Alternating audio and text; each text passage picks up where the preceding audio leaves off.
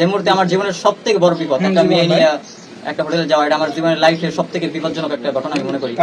ও প্রতিশোধ নেওয়ার ট্রাই করছে সেই থেকে নিয়ে আমাদের লেবাসে যারা চলে, আমাদের সিলেবাসের অন্তর্ভুক্ত যারা, আজকে সিলেবাসের অন্তর্ভুক্ত না, আমার হচ্ছে কমই সিলেবাস। কম সিলেবাস। আচ্ছা, মেয়েটাকে রাইখে আসছিলাম কুয়াকাটা।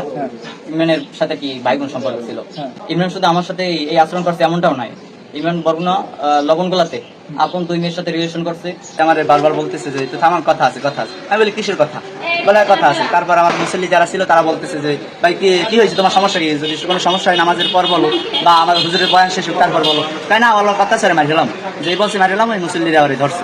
তো ভাই আমি আগে ইমামতি করতাম গত কোরবানির আগ পর্যন্ত। কোরবানির পরে আমার এই দুর্ঘটনা পরে যখন আমার ব্যাপারটা যখন সরাসরি হয়ে গেছে এলাকায়, পরবর্তীতে আমি এলাকা ছেড়ে আমি ঢাকা চলে গেলাম। ঢাকায় গিয়া একটা কুরিয়ারে জব নিলাম, কুরিয়ারে জব করছি।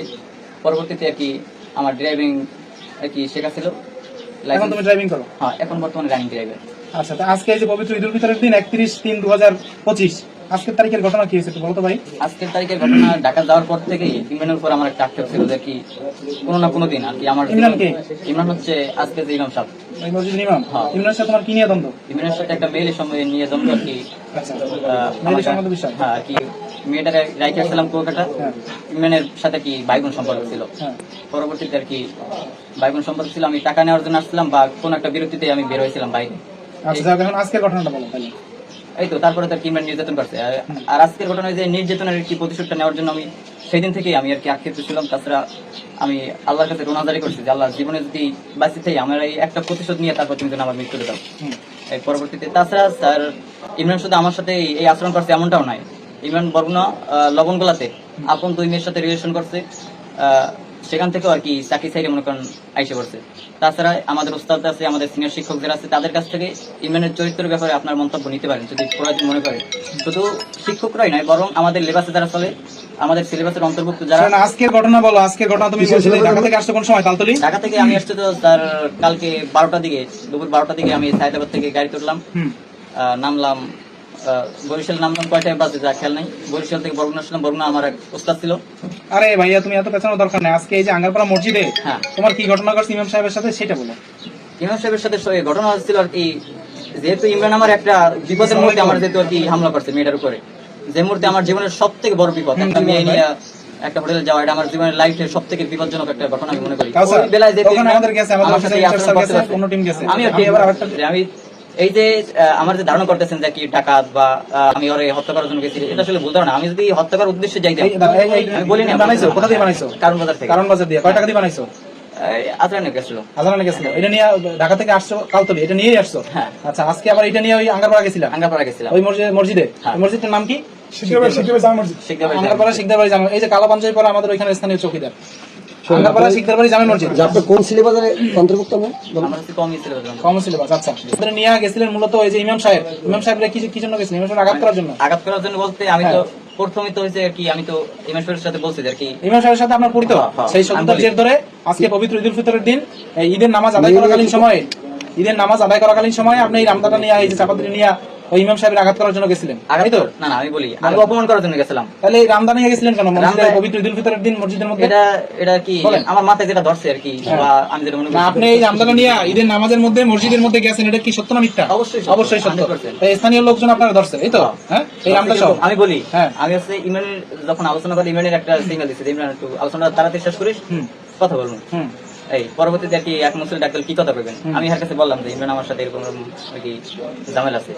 পরবর্তীতে আর কি হে বলতেছে আমি বলতে পারবেন না। আমি বলছি এই বলুন। ও যেহেতু আর কি ওর কারণেই তো আজকে আমার লাগছে এতদূর পর্যন্ত। ও যদি আমার দুর্ব্যবহার না করতো তাহলে আজকে আমি ডাকাতে হতাম না, বা মানুষ আর কি দুর্ব্যবহার করছে এত স্বীকার হইতাম না। ঠিক আছে, আমি তারপর মুসলিমদের কাছে আমি বলছি যে কি এটা কিন্তু কথা আছে, মুসলিমরা বলতেছে বলতে দেবেন আমারে। আমি বললাম কেন বলতে দেবেন না? এই মনে করেন আপনি একজন মুসলমান, আপনি এই রামদাটা নিয়ে মসজিদের মধ্যে গেছেন, এটা কি যদি অপরাধ তো অপরাধ দেবে, যে অপরাধ স্বীকার করে কোন একদিন সে সংশোধন অবশ্যই। আপনি আপনার অপরাধ স্বীকার করতেছেন? অবশ্যই অপরাধ স্বীকার করতেছে, কিন্তু এ জায়গায় ইমরানের ভুল স্বীকার করতে হবে। আমি হ্যান্ডকাপ পরা হয়েছি, ইমরান তো মনে করেন মনে হয় আর কি রাজার হালে ভুল করুক, আইনের ঊর্ধ্বে কেউই না, সবাই আমরা সবাই আইনের অধীনে, তাই না? যে কোনো অপরাধ না। বলেন তো চকিদার সাহেব কোথায় নামাজরত অবস্থায় চকিদার সাহেব বলেন, কালো পাঞ্জাবি চকিদার।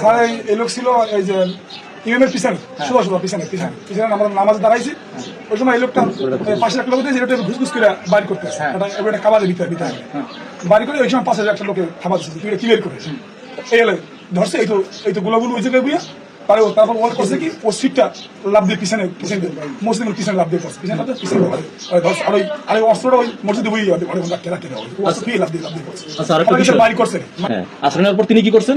উনি তো আমার আর কি টাকা আনার জন্য বা আর কি যেভাবে আমার বাড়ি পাঠাইছে, ঠিক আছে, আমি বুঝাই শোনাই আর কি। বাড়ি পাঠানোর পরে তারপর কি করছেন? দাও। এই ওর কাছে ছিল, আমি ওই জায়গায় রাখি আমি চলে আসছি। তারপর কি হয়েছে?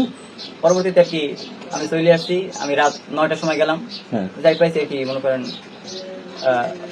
ইমরানের তো একদম আর কি শুধু একটা পরনে একটা লুঙ্গি ছিল, ওই অবস্থা আমার রাস্তা থেকে আগাই নিচ্ছে। একটা লুঙ্গি ছিল পরনে, কানে হেডফোন, একটা অ্যান্ড্রয়েড ফোন, ঠিক আছে, দরজা মেলা ছিল। হোটেল ম্যানেজার, তারপরে ইমরান রুমের ভিতরে ঢুকতে আছে, বাইরে আছে। কোন hotel? Abdul hotel Kuakata, Abdul hotel manager আছে ওই জায়গায়। ম্যানেজার যদি থাকে অবশ্যই আমি তাদের কাছ থেকে একটা চাচ্ছি বিষয়টা, কিন্তু আর কি ওরকম আর কি বলে নাই, বা যেহেতু একটা বিপদের মুহূর্তে আর আমি অতটা প্রেশারও দিই নাই। তাছাড়া এটা করছে আমি 100% বিদায়, তো আমি এত বড় একটা সিদ্ধান্ত নিচ্ছি। আমি মানে সেই মেয়েটা ছিল আপনার প্রেমিকা, হ্যাঁ। আপনার প্রেমিকাকে নির্যাতন করছে সেই মর্মে আপনি ধারণা করে নিয়ে তাকে হত্যা করার উদ্দেশ্যে এই অস্ত্রটা বানিয়েছে। ধারণা না, জাহিদ ভাই ছিল কুয়াকাটা, ঠিক আছে, হ্যাঁ। জাহিদ ভাই আছে আমাদের এক ছাত্র বাড়িতে। মাসুম আমার একটা ফোন দিয়েছি, আমি চিন্তা করলাম যে আর কি হয়তো আমার পছন্দ দেবে, আমি ফোন দিলাম না। পরে 5-6 দিন পরে আমি ওই জাহিদের ফোন দিলাম, জাহিদ ফোন দিতে বলছেন প্রায় যাওয়ার তো হয়ে গেছে, তো মাইয়ে থুইছে ওই জায়গায়, এটা ভালো কথা, ইমরিনে থুইছে কিন্তু গিয়া মূল কথা হলো ইমরিন ওই মাইয়ে খাইছে, আর আমারও যাইতে বলছিল আর কি। আমি বলছি একটা কাজে আছি। আর লবণ তোলার যেটা কথা বললেন, লবণ গোলা হচ্ছে ভাই, এটা আমি নিজে তো আর কি যাই দেখি নাই, বাকি উচিত ছিল বলাটা না বলাটা উচিত ছিল। তবে আমাদের শিক্ষক বা আমাদের লেবাসে যারা পরে সবার মুখে এটা শুনছি। এখন আপনার সেই প্রেমিকা কোথায়?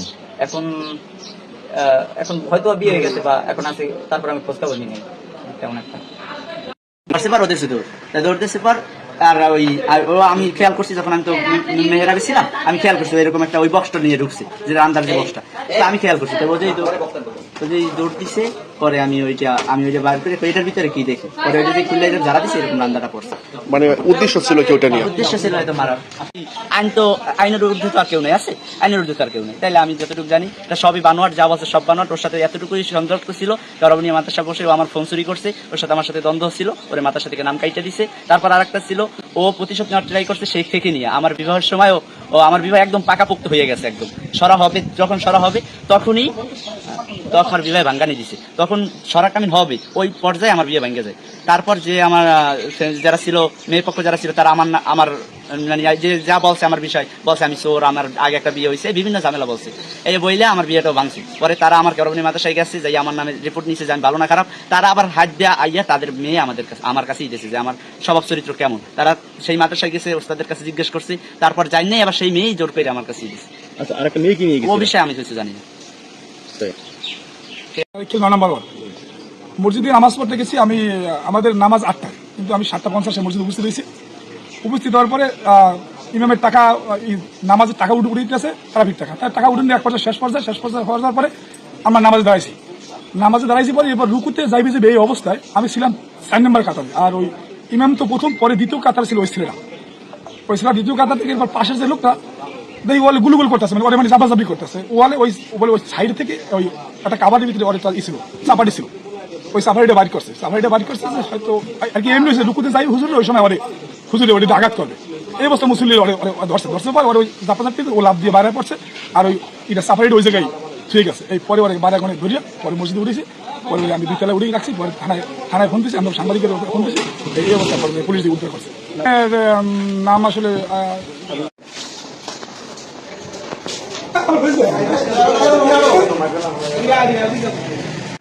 কি করে 2025 সালের পবিত্র ঈদ উল ফিতরের আজকে সুন্দর আনন্দঘন দিনে আপনারা সবাই জানেন যে আমাদের পুলিশ আইন শৃঙ্খলা বাহিনী রক্ষাকারী বাহিনীর ছুটি আসলে নেই। আমাদের স্বরাষ্ট্র উপদেষ্টা মহোদয় আমাদের যে দিক নির্দেশনা দিয়েছেন, আমরা সেই অনুযায়ী ডিউটিতে নিয়োজিত আছি। আমাদের জনগণের সেবায় আমরা 24 ঘন্টা নিয়োজিত।